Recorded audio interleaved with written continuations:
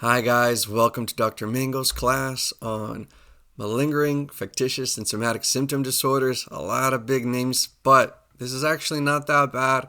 You're probably going to have some questions on this, so let's dive in and get through it. So, what are they? What are they? They are different disorders that I kind of bunched in that all involve the patient or faking their symptoms or the pathophysiology not really making sense of the condition. There's one type of malingering, two types of factitious disorders, and three of somatic symptom disorders. This little chart, if you guys can kind of snapshot it into your brain, makes it really easy to understand the way it kind of differentiates. For malingering, the symptoms are going to be intentional, but the gain is external. So the person's going to gain something that's not just like what they're feeling, but actually something in the real world they're going to achieve because of these symptoms. Fictitious disorder has more to do with the internal gain. So in this one, they're going to fake some symptom or actually have something happen to them where they do have these symptoms, but they're just going to want to gain that internal feeling of being sick. And for somatic symptom disorders, we're going to think about that one even a little more separately. Everything is more unconscious, the reason it's happening. So the symptoms by themselves, they're happening because of something unconscious, and the gain or the motivation is also not very clear. So, malingering and factitious disorder. Let's just separate those two first, just side by side, and it's going to make it much easier to understand later somatic symptom disorders. Malingering is going to come from the verb malinger. I actually searched that up recently, which means when you exaggerate or feign a disease or an illness to try to escape duty, escape work. And this one, like I said, intentional symptoms and external gain. So some examples: a homeless man feigns illness to have shelter and food. A prisoner exaggerates stomach pain to be removed from prison and into a hospital. A teenager fakes a headache so he can skip school during a test that he didn't study for. And all of these are most likely going to cease after they've gained what they want, and they already achieved that external gain. So these symptoms in general are going to cease, and that's going to be a bit different for factitious disorder. And so I don't know if this would be a mnemonic, but I always think of this E. So you're going to think of malingering, make that E heard. And that's going to make it easier to remember the E of external gain. External gain. All right. So, factitious disorder. This one's going to have the E, but we'll get to the I. We're going to get to it. So, desire to be in the sick role. Intentional symptoms, internal gain, right? So factitious disorder imposed on self is the first type, or factitious disorder imposed on another.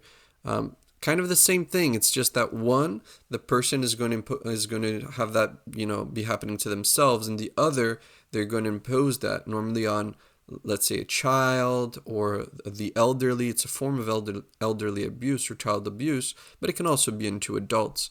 It used to be called Munchausen and Munchausen syndrome by proxy. And for whoever is interested, these little tidbits of curiosity help me remember these things. But it was called Munchausen, based, I think it was initially on a real person, but there was a fictional character, I think Baron Munchausen or something like that, which was a character that used to tell these grand stories of what he did in the war, and it was all exaggerated or, fake. So that's where that name came from, Munchausen. So some examples: a patient undergoes multiple hospital admissions for hyperemesis with no underlying pathophysiology found. So in this case, probably inducing their own vomit. And nurse has frequent trips to the urgent care because of hypoglycemia, although she's not diabetic. This one they love. I don't remember if I saw this when I did my test, or I know I've seen it multiple times, like in practice questions, and they really like for you to know, also like the physiology behind insulin production. In that case, it's gonna escape a little bit, I guess, of what we're talking about in this lecture, but just kind of hunker down. Remember that one because that one is very common. And this one, the complaints are going to not cease after gain because they want that continuous feeling of being in the sick role. And this one, right, the other one had the E and this one has the I. So you can think about these big I's here for factitious disorder. I mean, you can use this one, I guess, too, right? Factitious disorder. Disorder, right? So that really helps me remember the I for internal gain, right? Feeling sick. Or, I mean, you know, everyone kind of treating you also because you're in that sick role, right? Treating you well and taking care of you and all that. Practice questions. Let's go. So we're going to do 2 real quick practice questions to know the difference between these two. A 2-year-old patient develops a chronic diarrheal illness since being under the custody of his aunt, requiring multiple hospital admissions. The aunt reports to the physician how the patient's ill health is an emotional toll on her. The patient's condition seems to improve whenever he is not under the care of the aunt. And that one's going to be factitious disorder imposed on another, right? Because this, it's not 100% clear, but the idea is that the aunt, or the aunts, I'm not sure the right way to say that word, but the aunt or the aunt, she's actually imposing this condition on the child, and she's having some sort of gratification from that. And the second question, a 53-year-old male patient is being evaluated by the physician for disability benefits. He barely changes posture during the visit, reporting inability to work because of lumbalgia.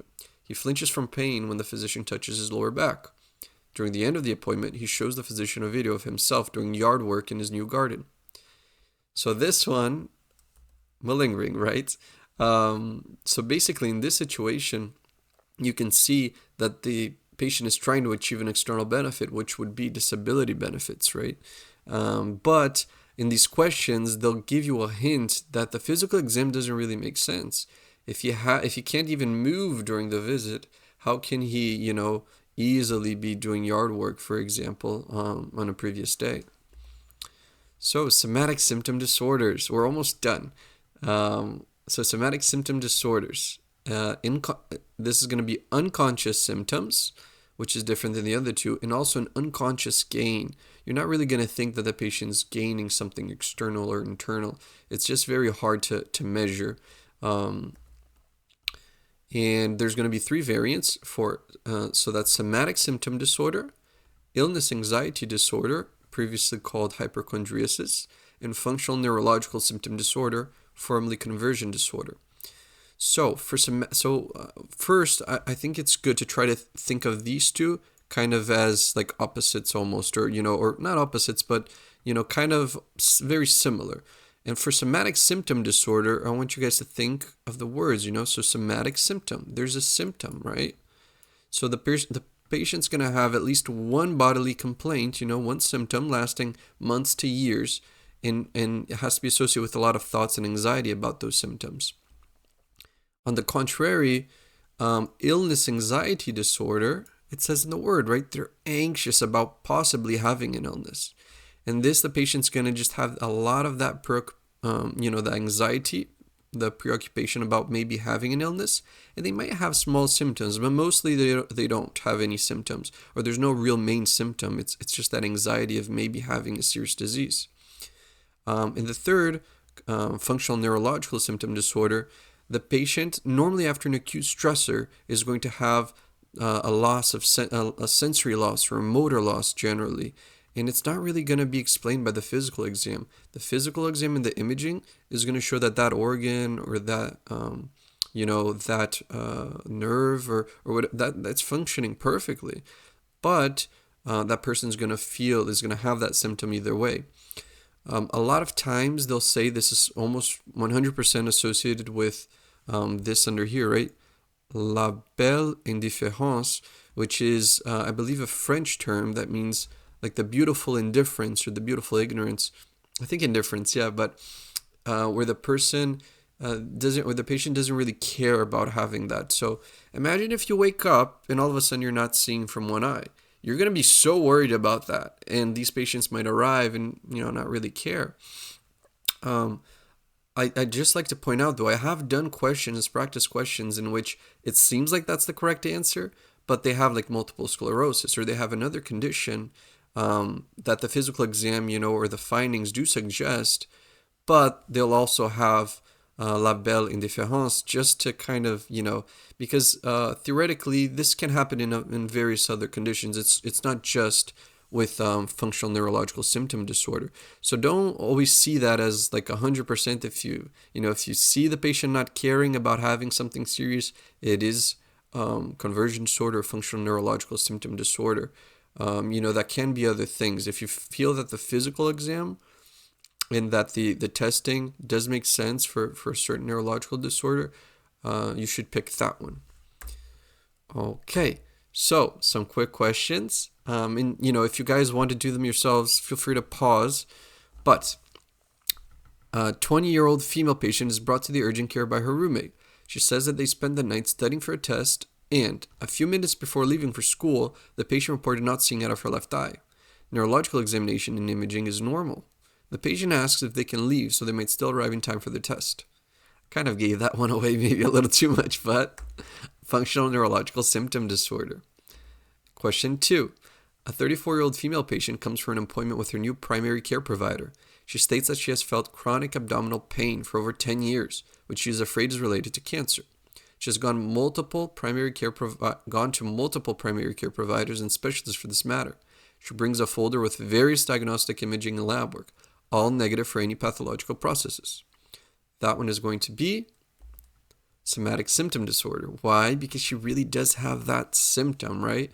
Bringing us towards that somatic symptom disorder, that name. And I want to always bring like a high yield tip. They might ask you, I think this is more of a step 2, but they'll ask you the best management for somatic symptom disorder and illness anxiety disorder too, which is regular follow-ups.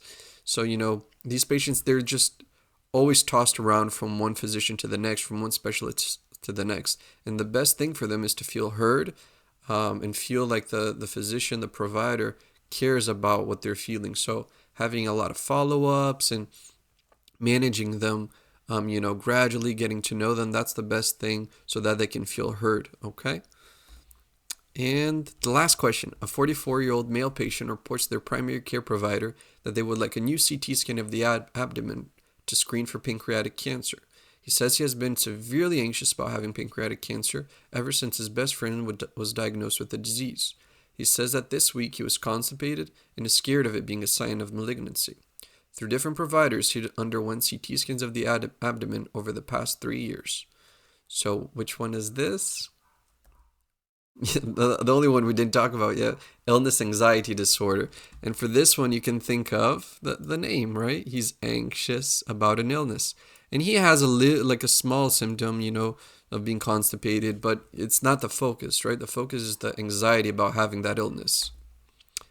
And that's it. Thank you guys so much for sticking it to the end. If you have any questions, stuff you want to, put in the comments, like, subscribe, all that stuff, feel free to do that. If there's anything that you're having difficulty with studying for the steps and you want me to try to do a lecture on, feel free to write down. And thank you.